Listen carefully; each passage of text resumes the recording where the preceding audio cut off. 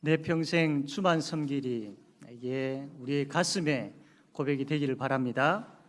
이 시간은 우리 계속해서 광고를 해왔었고 기도해왔던 선교 축제가 진행되고 있습니다. 그중에 우리가 하나님 앞에 예배를 드리고 있는데, 이 시간은 우리 고신총회 세계 선교회의에 또 우리 이 전체 일들을 잘 맡아서 섬기고 있는 우리 본부장 되시는 이정근 선교사님 나오셔서 한 알의 밀알이 떨어져 죽으면이라는 제목으로 하나님 말씀 증거하실 때 많은 은혜 받으시기를 바랍니다.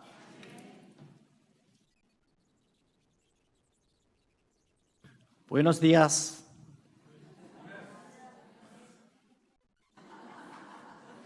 당황하셨어요? Buenos días 하는 말은 제가 사역하던 남미 파라과이 사람들이 아침에 하는 인사입니다.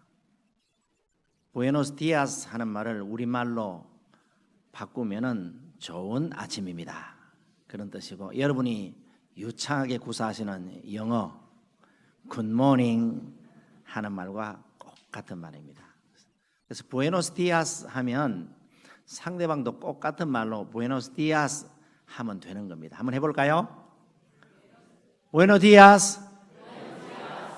완전 본토 발음이십니다. 반갑습니다. 선교 축제 어제 오후부터 시작이 되었습니다. 오영도 교회는 저와 별개 교회가 아니라 제 아내의 친정 교회고, 저희들을 파송한 이후에 지금까지 계속해서 후원하고 또 기도해 주시던 고마운 교회, 마음에 늘 있는 그 교회입니다. 와서 예배 참석할 때마다 이 찬양이 너무 좋습니다. 어느 교회보다 오영도교회 찬양이 저희 가슴을 울리는데, 오늘 아침도 역시 제 기대를 버리지 않았습니다. 너무너무 은혜롭고 감사한데요. 제가 이렇게 여러분 보시기에 좀 희한한 옷을 입고 나왔습니다. 보통 목사님들이 아침 예배 설교하실 때는 양복을 입고 그리고 넥타이를 점잖게 메고 이제 설교를 하시는데, 제가 이런 옷을 입고 나왔는데, 이것은 파라과이 사람들이 평소에 입는 옷이 아니라 좀 특별한 날, 축제에 있는 그럴 때 이런 옷을 입습니다. 어제부터 오늘까지 계속되는 우리의 모임이 선교 축제입니다. 그러니까 이 선교 축제이기 때문에 축제의 이 컨셉에 맞는 옷을 제가 입고 나온 겁니다. 오늘 이 정장을 제가 입고 나온 거나 다름이 없습니다. 저뿐 아니라 네 가정 선교사님 부부가 다 선교사이기 때문에 8명의 선교사님이 어제부터 방문해서 예배마다 모임마다 섬기고 있습니다. 이 선교사님들은 저희들은 파라과이에서 왔지만은 또 인도에서 사역하시는 선교사님, 중국에서 사역하던 선교사님, 중국도 이제 특별한 소수부족 대상으로 사역하시던 선교사님들이고, 또 이렇게 본부에서 사역하는 선교사님도 있고, 또 안식년으로 귀국해 계신 선교사님도 있습니다. 이렇게 해서 네 가정 이렇게 한 팀을 구성되어 왔습니다. 저 개인적으로는 우리 여기 있는 선교사님들하고 마찬가지지만은 현지에서 사역을 하고 그다음에 본부에 들어와서 총회 부름을 받고 3년 동안 본부에서 행정일, 그러니까 선교사님들과 교회 중간에 섬기는 그런 역할을 하고, 그리고 다시 선교제로 돌아갑니다. 3년 순환 보직 역을 맡아서 이제 3년 이번 다음 주간 총회가 되면은 이제 한 주간 후에 총회에 이르게 되는데, 총회 때까지만 저희 임기입니다. 그리고 선교제로 다시 돌아갑니다. 지난 3년 동안도 한국에서 본부에서 섬길 때도 여러분들이 변함없이 기도해 주시고 구원해 주셨는데, 선교제로 다시 돌아가면 더 기도해 주시고 또 후원해 주실 줄 믿습니다. 여러분들이 들어오실 때에 여기에 벌써 그냥 국기가 쫙 걸려 있고, 그리고 교육관에 여러분 가시면은 선교지의 각종 물품들, 선교제 의상들이 거기 딱 전시가 되어 있습니다. 여러분들이 그냥 구경만 하지 마시고 선교지 의상을 체험할 수 있도록 그렇게 만들어 놨습니다. 그래서 그것을 입어 보시고 이제 찰칵 사진을 찍으셔서 이제 바탕 화면으로 저장해 놓으시면 아주 멋집니다. 담임 목사님께서도 어제 한 컷 하셨습니다. 그래서 이제 어제부터 시작된 그 선교 축제가 계속 진행되고 오늘 아침에는 주일학교 아이들하고 중고등부 예배까지 다 끝나게 되었습니다.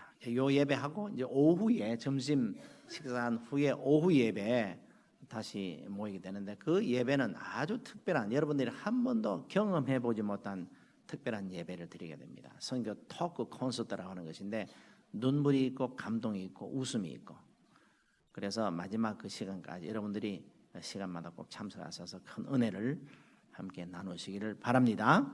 기도하겠습니다. 살아계신 주님, 어제부터 시작된 선교 축제가 하나님이 기뻐하시고 사랑하시는 오영도 교회에서 진행되게 해주셔서 감사합니다. 지난 63년 동안 함께하신 하나님, 주님 오시는 그날까지 오영도 교회를 통하여 하나님이 받으실 영광이 어떠한지 하나님께서 아시고 하나님께서 이를 위해서 여기 있는 귀한 하나님의 백성들을 불러주셔서 섬기게 해주셔서 감사합니다. 이분들 한 분 한 분 또 이들의 가정, 이들의 직장, 또 사업, 이들의 자녀 이 오영도교에 소속된 모든 권속들이 하나님의 큰 복을 누리는 복된 교회 성도들 다 되게 하여 주옵소서. 주신 말씀 따라 하나님께서 오늘 이 시간에 저희들에게 부족한 저를 통하여 말씀을 하실 때에 그 말씀이 하나님께서 하시는 음성으로 듣고 그 말씀대로 믿고 순종할 때에 하나님의 복이 어떻게 임하는지 우리의 삶을 통하여 체험할 수 있는 복된 시간 되게 하여 주시옵소서. 우리 담임 목사님을 붙들어 주시고 장로님들과 모든 재직들, 당회 그리고 어린 주일학교 학생들까지 하나님의 큰 복을 누리며 주님이 기뻐하시는 마지막 지상 대명령을 끝까지 주님 오시는 날까지 순종하는 복된 교회 되게 하여 주시옵소서. 예수님의 이름으로 기도합니다. 아멘. 꽤 오래전에 있었던 이야기입니다. 한 그룹의 그 고고학자들이 이집트를 방문했습니다. 그리고 이집트에 발견된 피라밋을 구체적으로 살피고 또 거기에 대한 조사를 하기 위해서 갔습니다. 여러분 잘 아시다시피 피라밋은 3,000년 전에 건축된 세계 7대 불가사의한 건축물 가운데 하나 아닙니까? 그래서 이 피라밋을 조사하는 가운데 그 안에 들여다보니까 한쪽 귀퉁이에 흙으로 빚은 토기가 발견이 되고 이 토기 안을 이렇게 들여다보니까 그 안에 한 줌의 밀알이 들어있었습니다. 그러니까 이 밀알은 3,000년 전에 이 건축물이 지어질 그때부터 이 항아리 속에다 담겨서 3,000년 후에 개방이 된 셈이죠. 고고학자 가운데 한 사람이 매우 궁금했습니다. 이 3,000년씩이나 이 밀알이 항아리 안에 담겨 있었는데 과연 살았을까 죽었을까? 여러분 궁금하시죠? 저도 궁금해요. 이 고고학자가 너무 궁금해서 이 몇 알을 가져다가 자기 집에서 화분에다 심어봤다는 거 아닙니까? 심고 물을 주면서 자라는지 보았더니 한 달이 채 지나지 않는데 싹이 쫙 올라오는 겁니다. 얼마나 놀랬겠습니까? 이게 해외 토픽에 나게 되었습니다. 저도 오래전에 이 뉴스를 접한 적이 있습니다. 저는 이 뉴스를 접하면서 두 가지 생각을 하게 되었죠. 한 가지 생각은 정말 생명이라고 하는 것이 이렇게 끈질기구나. 어떻게 3,000년씩이나 이 씨가 말라 죽지 않고 그 생명을 보존해서 3,000년 후에 이 씨를 땅에 심었을 때에 이렇게 싹이 올라올 수 있단 말인가. 생명의 신비함을 제가 알게 되었고 또 하나는 좀 아쉬운 마음이 들었습니다. 왜 그런가 하니 만일 이 밀알이 3,000년 전에 이 항아리 안에 들어가지 않고 땅에 떨어져 죽었더라면 어떻게 되었을까? 밀알 한 개는 싹이 트고 쭉 자라 올라가면 그 뒤에서 이삭이 맺히죠. 그 이삭을 세어보면 한 120알 정도 됩니다. 좀 굵고 큰 밀 이삭 같으면 한 150알까지 맺힌다고 그래요. 그냥 120알로 칩시다.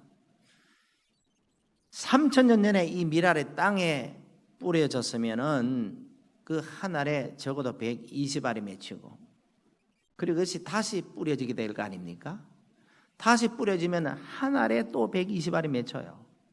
그리고 뿌리고 계속 뿌리게 되면 나중에는 엄청난 수확을 거둘 수 있었을 것인데, 불행하게도 이 밀알이 땅에 떨어져 죽지 않고 그 항아리 속에 담겨짐으로 3,000년 후에 이렇게 장구한 세월이 흘렀음에도 싹이 쫙 올라오고 열매를 맺게 되는 그런 정말 해외 토픽에 날 만한 깜짝 뉴스를 제공한지 몰라도 사실 이 밀알 자체로는 불행한 겁니다. 그리고 농부를 행복하게 해주지 못했죠. 왜냐하면 이 밀알의 생명은 죽어야 되는 것이고, 죽음으로 말미암아 또 다른 생명을, 또 다른 많은 수확을 거둘 수 있도록 하는 것이 자기의 생명이거든요. 자기 사명 아닙니까? 자기 사명을 다 하지 못했으니 이 밀알 자체로서는 참 불행하다, 그런 생각을 갖게 되었습니다. 오늘 아침 우리 함께 읽었던 이 본문의 말씀, 한 알의 밀이 땅에 떨어져 죽지 아니하면 한 알 그대로 있고 죽음의 많은 열매를 맺느니라. 이 말씀은 예수님께서 하신 말씀 아닙니까?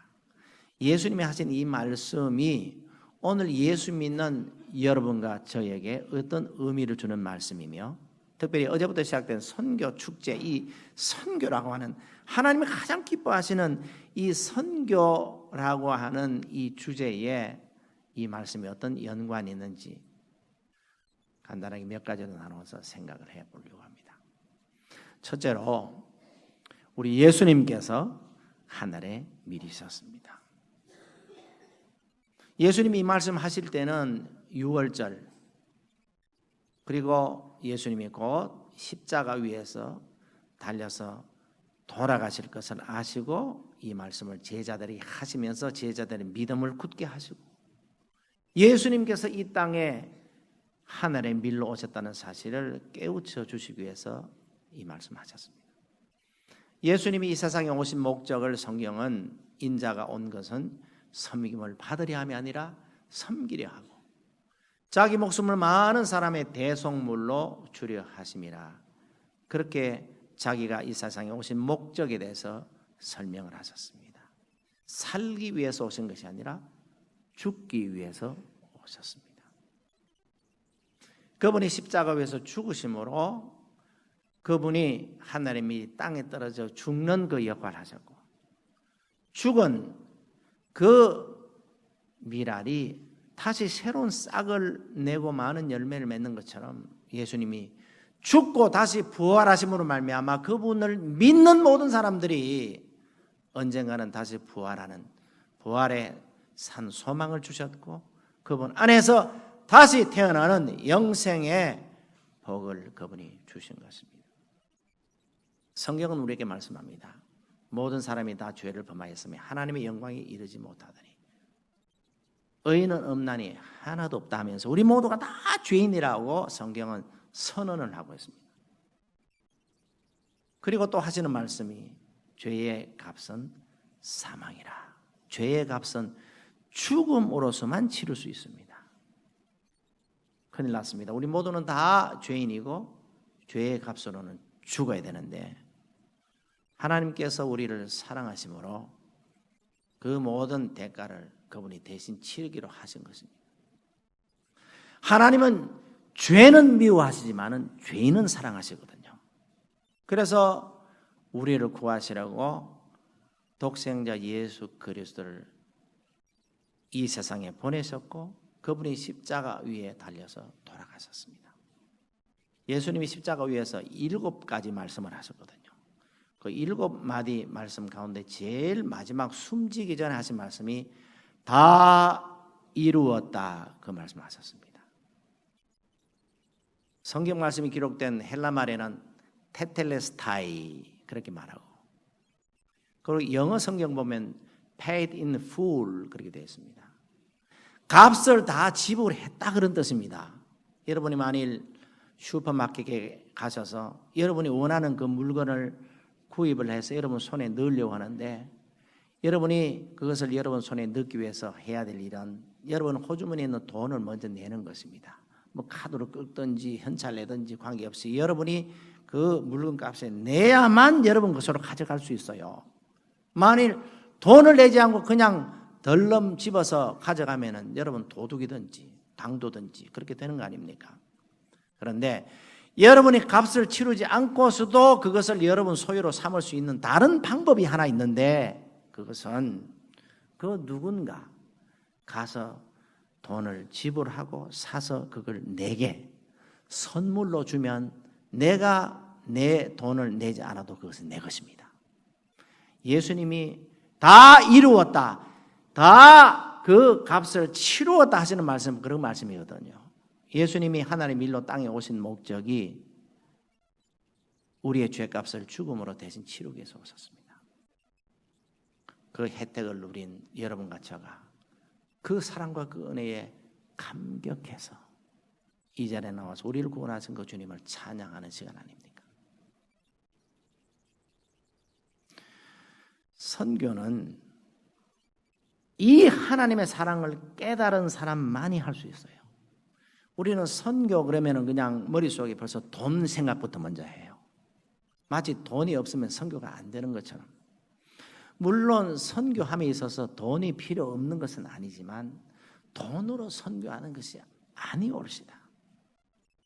선교는 이 아버지의 마음, 하나님이 나를 사랑하셔서 독생자 예수 그리스도도 아낌없이 주셔서 그분이 십자가 위에서 살을 찌고 피를 쏟아 나를 영원한 죄와 사망에서 구원하셨다고 하는 이 놀라운 하나님의 사랑을 깨달은 사람만이 다른 영혼에 관해서 관심을 갖게 됩니다. 나를 이렇게 사랑하신 하나님, 나에게 이런 은혜, 나에게만 베푸시는 것이 아니라 하나님은 또 다른 사람에게도 관심을 가지고 나를 구원하셨듯이 그 사람에게도 구원의 복을 누릴 수 있도록 주님의 관심을 가지고 계신다면 나도 그 사람을 위해서 뭔가 해야 되지 않겠는가 하면서 선교 전도의 동기가 부여가 되는 것입니다.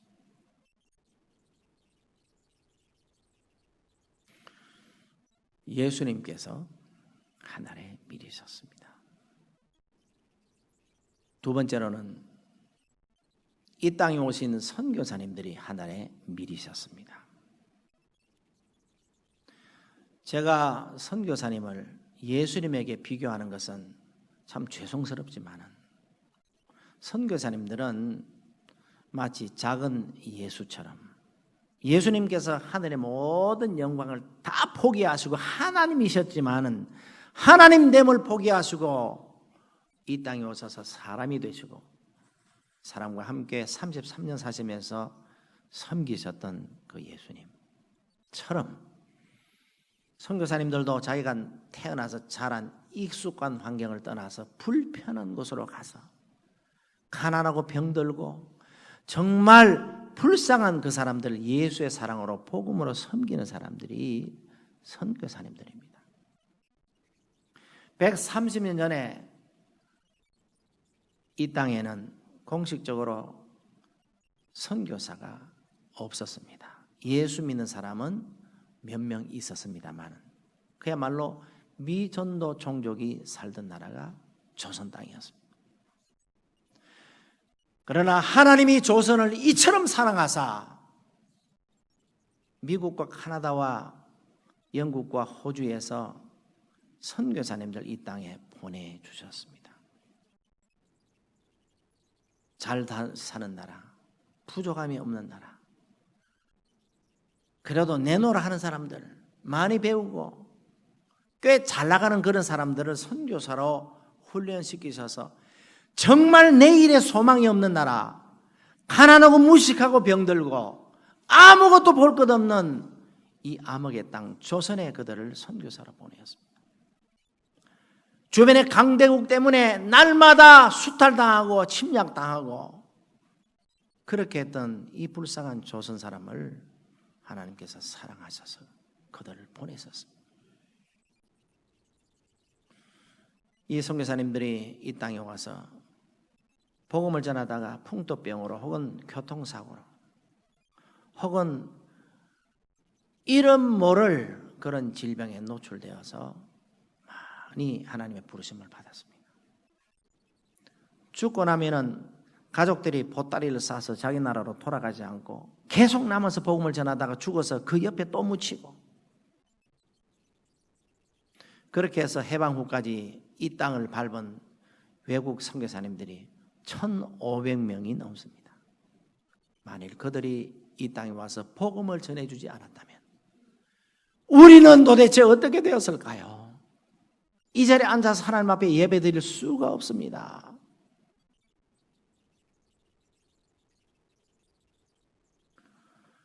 여러분이 서울 가시면 마포에 양화진이라는 곳이 있는데 거기에 외국인들이 묻힌 무덤이 있고 그 한쪽 귀퉁이에 선교사님들의 무덤이 있어요.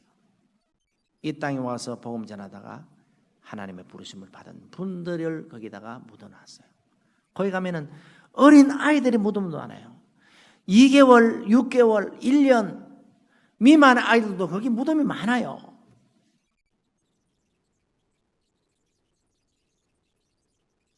그 많은 선교사님 가운데 한 분을 여러분들에게 소개해 드리려고 합니다. 이름은 루비 캔드릭이라고 하는 선교사님. 여성 독신 선교사였습니다. 24살 때 미국 텍사스에서 앱웨이라고 하는 선교단체에 파송받아서 개성에 도착해서 거기다 짐을 풀고 어려운 조선말을 배우기 시작했습니다. 말을 배워야 복음을 전하지 않습니까? 그래서 개성에서 언어를 익히면서 주변 사람들에게 조금 이렇게 전도하면서 그렇게 지나는 가운데 갑자기 급성맹장염을 앓았습니다. 급성맹장염 같으면은 미국에 살았으면 아무것도 아닌 것입니다. 그러나 130년 전에 이 땅에는요 정말 뒤떨어진 의술 때문에 좀 아프면은 제대로 약을 써보지 못하고 죽었던 그런 시절 아닙니까? 1907년도 파송되어서 겨우 9개월밖에 안 되었는데 급성맹장염으로 손을 제대로 써보지 못하고 하나님의 부르심을 받았습니다. 이 루비 캔드릭 선교사가 죽기 전에 고향에 계신 부모님에게 보낸 편지를 여러분들에게 지금 소개해 드리겠습니다. 이곳 조선 땅에 오기 전 집들에 심었던 꽃들이 활짝 피어났다는 소식을 들었을 때 하루 종일 집 생각을 했습니다. 욕심쟁이 동생 수지가 그 씨앗을 받아 동네 사람에게 나누어 주다니 너무나 대견스럽군요. 이곳은 참 아름다운 곳입니다. 모두들 하나님을 닮은 사람들 같습니다. 선한 마음과 복음에 대한 열정으로 보아 아마 몇십 년이 지나면 이곳은 주님의 사랑이 넘치는 곳이 될 것 같습니다. 저는 복음을 듣기 위해 20km를 맨발로 걸어오는 어린아이들을 보았을 때 그들 안에 있는 하나님의 사랑 때문에 오히려 위로를 받습니다. 그러나 한편에서는 탄압이 점점 심해지고 있습니다. 그저께는 주님을 영접한 지 일주일도 안 된 서너 명이 끌려가 순교했고 토마스 선교사와 제임스 선교사도 순교했습니다. 선교본부에서는 철수하라고 지시했지만 대부분의 선교사들은 그들이 전도한 조선인들과 아직도 숨어서 예배를 드리고 있습니다. 그들은 모두가 순교할 작정인가 봅니다. 오늘 밤은 유난히도 고향으로 돌아가고 싶습니다. 외국인을 죽이고 기독교를 증오한다는 소문 때문에 부두에서 저를 끝까지 말리셨던 어머니의 얼굴이 자꾸 제 눈앞에 어른거립니다. 아버지, 어머니, 어쩌면 이 편지가 마지막일 수도 있습니다. 제가 이곳에 오기 전 뒷뜰에 심었던 한 알의 씨앗으로 인해 이제 내년이면 온 동네가 꽃으로 가득하겠죠. 그리고 또 다른 씨앗을 만들어내겠죠. 저는 이곳에서 작은 씨앗이 되기로 결심했습니다.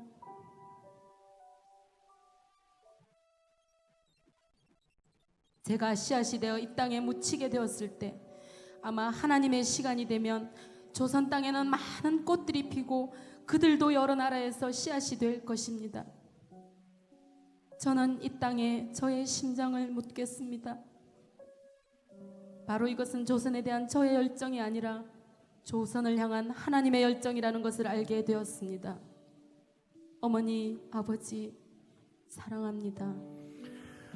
루비 캔드릭 선교사가 이 편지를 부모님에게 보내면서 또 한 개의 편지를 보냈습니다. 그것은 자기를 파송한 텍사스의 에벳 청년 선교 단체에 보냈습니다. 마침 선교 대회가 열리고 있었고 많은 청년들이 모여서 집회를 하고 있었을 때에 루비 캔드릭 선교사의 편지가 도착했습니다. 그 편지 내용은 다음과 같습니다. 사랑하는 여러분, 저는 곧 제 생명이 얼마 남지 않은 것을 알고 있습니다. 만일 제가 죽거들랑 저를 대신하여 하루에 10명씩, 20명씩, 50명씩 계속해서 조선으로 선교사로 보내주시기를 바랍니다. 만일 제게 1000의 목숨이 주어진다 할지라도 그 모두를 다 조선을 위하여 바치겠습니다. 그랬습니다. 그가 했던 이 말이 지금 여러분 보고 있는 루비 캔드릭 선교사의 묘비에 적혀 있습니다. 1000의 목숨이 만일 내게 주어진다 할지라도 그 모두를 다 조선을 위하여 바치겠습니다. 이 편지를 읽었을 때에 거기 있는 모든 청년들이 큰 감동을 받았습니다. 그런데 갑자기 밑에서 쪽지가 올라왔습니다. 사회 한 사람이 쪽지 읽어보니까 그 쪽지에는 전번호였는데 루비 캔드릭 선교사가 하나님의 부르심을 받았다 하는 그 전보였습니다. 거기에 있는 모든 청년들이 큰 충격을 받았습니다. 감동을 받았습니다. 누가 일어서라고 하지 않았는데 다 그 자리에 일어섰습니다. 그리고 손을 들면서 하나님 앞에 기도하면서 하나님, 루비 캔드릭 선교사가 있던 그 자리에 저를 보내주옵소서. 루비 캔드릭 선교사가 다하지 못한 선교 사역을 저를 통하여 하나님 이루어 주옵소서 하면서 손을 들고 20명이 선교사로 헌신했습니다. 루비 캔드릭이라고 하는 하나님 미리 조선에 떨어짐을 말미암아 20배 열매를 맺게 하는 그런 역사가 일어났습니다. 그 결과 하나님께서 조선을 크게 들어 쓰셨습니다. 오늘날 한류 바람이 온 세계를 뒤덮고 있습니다. 한국 교회가 선교사를 미국 다음으로 많이 보내서 복음 전하고 있습니다. 작년 연말로 미국 다음으로 171나라에 26,677명의 선교사님이 복음을 전하고 있습니다. 그 가운데 하나님께서 지금으로부터 60년 전에 1955년도에 우리 고신교단이 해외를 향하여 복음을 전하는 교회로 그렇게 시작하게 하셨습니다. 해외 선교부 조직하고 그때부터 선교를 시작해서 올해 꼭 60년이 됩니다. 그래서 지난 6월 달에 교단 선교 60주년 기념 대회를 크게 가졌습니다. 하나님께서 우리 교단도 축복하셔서 60년 만에 처음 1호 선교사로 대만의 김영진, 임옥기 선교사님을 파송한 이후에 60년이 흐른 지금 51개국에 약 한 430명 가까이 되는 우리 고신 선교사님들이 복음을 전하고 있습니다. 그들도 자기가 사역하는 그 나라에서 하나의 밀로서 생명 바쳐가며 복음을 전하고 있는데 그 가운데 한 부부 이야기를 여러분의 동영상 통해서 만나도록 하겠습니다.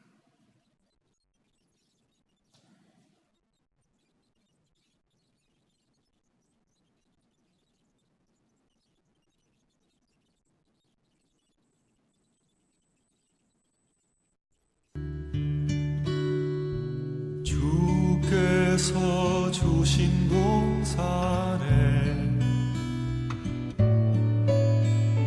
땀 흘리며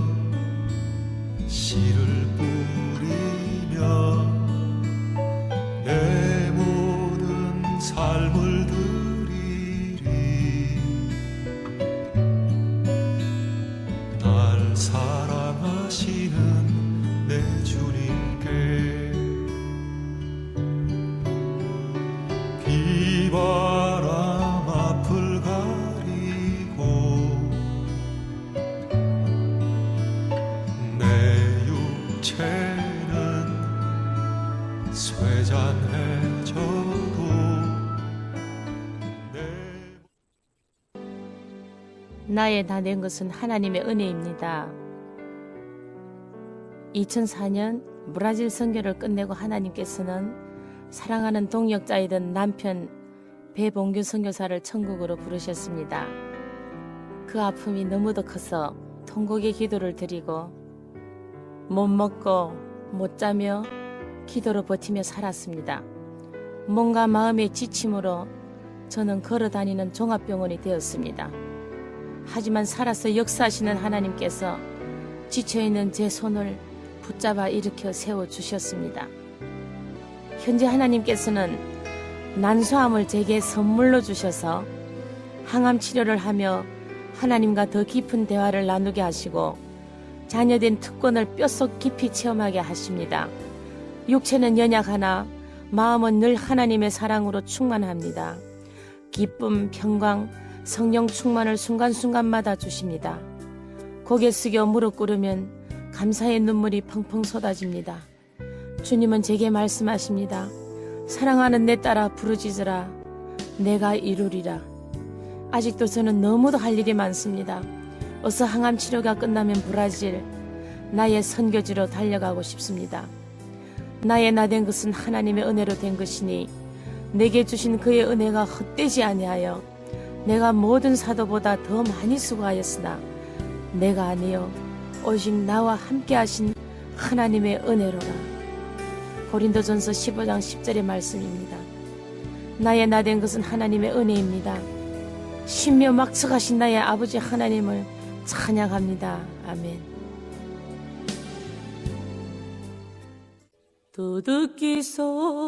tudo que tenho és tão diante de ti, Senhor.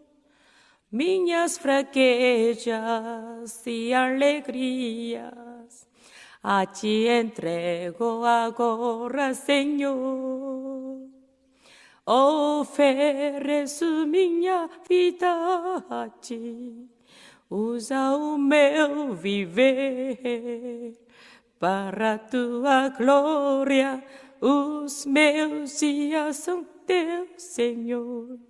Que seja o meu louvor, sacrifício agradável. Minha vida eu te dou. 드릴 열매 가득한 꽃 땅 끝에서 주님을 배우니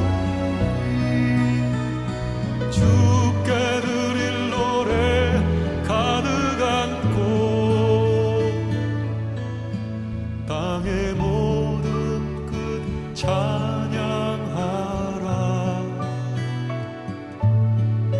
주님 오실 길 예비하라. 땅의 모든 끝에서 주님을 찬양하라. 영광의 주님 곧 오시리라.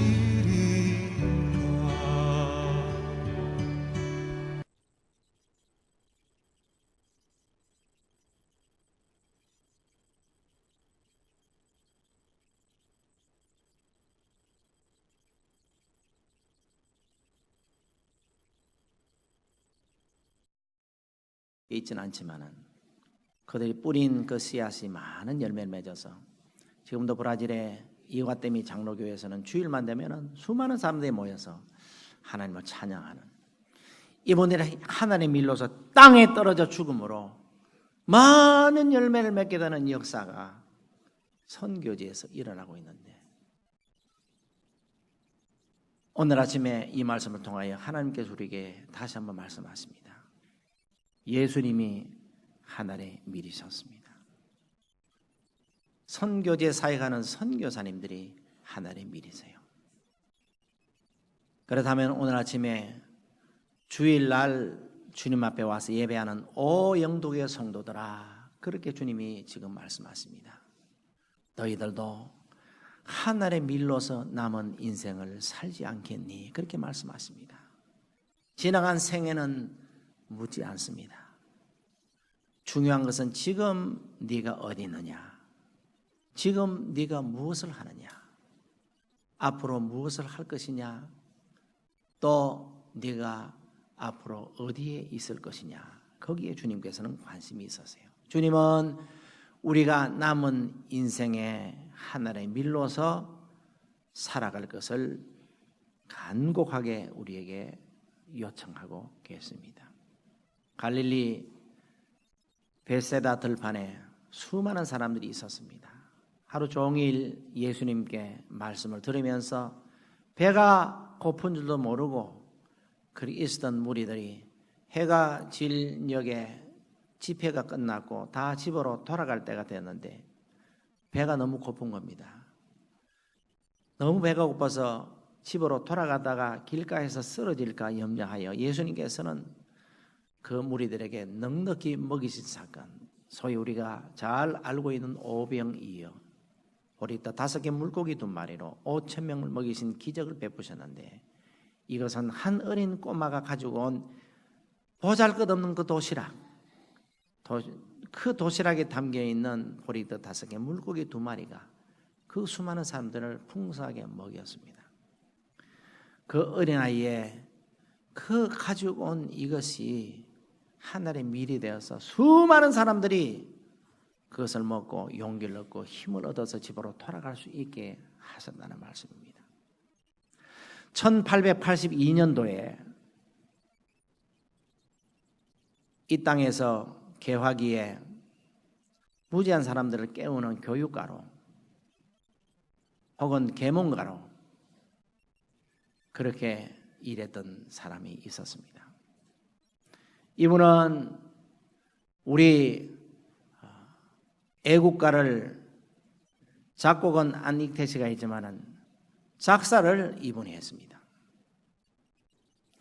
이분이 미국을 유학을 가게 되었습니다. 그리고 미국 가서 공부를 하는 가운데 이제 애틀랜타에 있는 에모리 대학원에서 교육학 석사 과정을 공부를 했습니다. 이분이 그 어려운 학문을 공부를 다 마치고 난 이후에 이제 다시 고국으로 돌아오려고 귀국하는 그 짐을 꾸리고 있었습니다. 그런데 이분이 그 가지고 있던 그 짐을 다 조사하니까 그 안에서 돈 200불이 나온 겁니다. 돈 200불을 가지고 처음에는 귀국 선물을 사서 와서 친척들에게 나눠주려고 그렇게 했었죠. 그랬는데 마음속에서 속삭임이 있었습니다. 네가 미국에 와서 이 어려운 공부를 하고 공부하면서 학위를 취득한 것보다 더 하나님 앞에 감사해야 될 것은 네가 조선에 있을 때는 예수를 믿지 않았는데 유학 와서 미국에서 예수를 믿지 않았느냐? 아직도 네가 살고 있는 너희 조국 조선에는 선교사가 한 명도 없고 그들에게 복음을 전해줄 사람들이 없지 않느냐? 그래서 이 돈을 보람 있는 일을 위하여 선교사를 보내는 일을 위해서 썼으면 좋겠다. 그런 마음속에 생각이 있었습니다. 그래서 다음 날 아침에 아틀란타에 있는 그 남감리교 선교부를 찾아갔습니다. 그리고 책임자에게 그렇게 이야기했습니다. 저는 조선에서 온 윤치호라고 하는 사람입니다. 저는 하나님 은혜로 이렇게 교육학 석사 과정을 마치고 학위를 받아서 집으로 돌아가려고 하는데 아직도 제가 온 저의 조국 조선에는 선교사가 한 명도 오지 않았습니다. 200불 얼마 안 되지만은 이것을 내놓을 테니까 이것이 하나님의 밀이 되어서 귀하게 쓰여져서 조선에 선교사가 갔으면 좋겠습니다. 제발 이것을 받아서 그렇게 제 소원을 이루어 주십시오. 그렇게 부탁했습니다. 거기에 있는 분들이 감동을 받았습니다. 그때부터 모금 운동이 시작되었고 조선에 갈 선교사를 모집했습니다. 그로부터 3년이 흘렀습니다. 1885년 인천, 옛날에는 제물포라고 그랬습니다. 그 제물포항에 일본에서 도착한 배가 하나 정박했는데 거기에서 미국인 선교사 2명이 내렸습니다. 한 사람은 연세대학교를 설립했던 언더우드 목사, 장로교 목사였습니다. 또 한 사람은 감리교 목사였는데 정동제일감리교회와 배제학당을 설립했던 아펜젤러 선교사.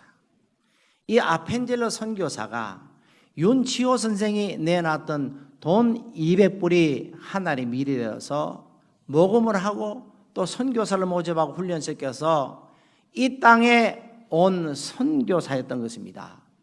여러분, 윤치호 선생은 목사가 아니었습니다. 선교사도 아니었습니다. 전도사도 아니고 장로도 아니고 집사도 아니고 일개평신도 이제 겨우 예수 믿고 초신자로서 그렇게 살았던 사람이었지만 그의 마음속에 하나님께서 성령으로 감동시켜서 미국 와서 받은 이 복음의 진비전을 갚기 위하여 보람 있는 일을 하기 위하여 그가 200불을 내놨을 때 이것이 엄청난 영향을 나타내서 오늘날 대한민국이 세계에 복음 전하는 이런 놀라운 나라로 이 한국 교회를 사용하셨다는 사실을 우리는 잊어서는 안 될 것입니다.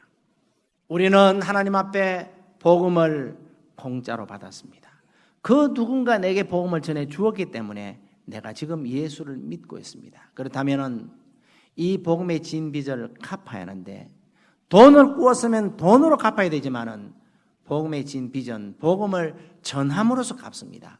내가 직접 이웃에 믿지 않는 사람들에게 복음을 전하든지 또 내가 직접 선교지에 가서 복음을 전하든지 아니면 내가 갈 수 없으면 선교사를 대신 보내어서 그분들이 마음껏 선교할 수 있도록 지원함으로 말미암아 선교에 동참할 수가 있는 것입니다. 이 시간 다 같이 눈을 감으시겠습니다.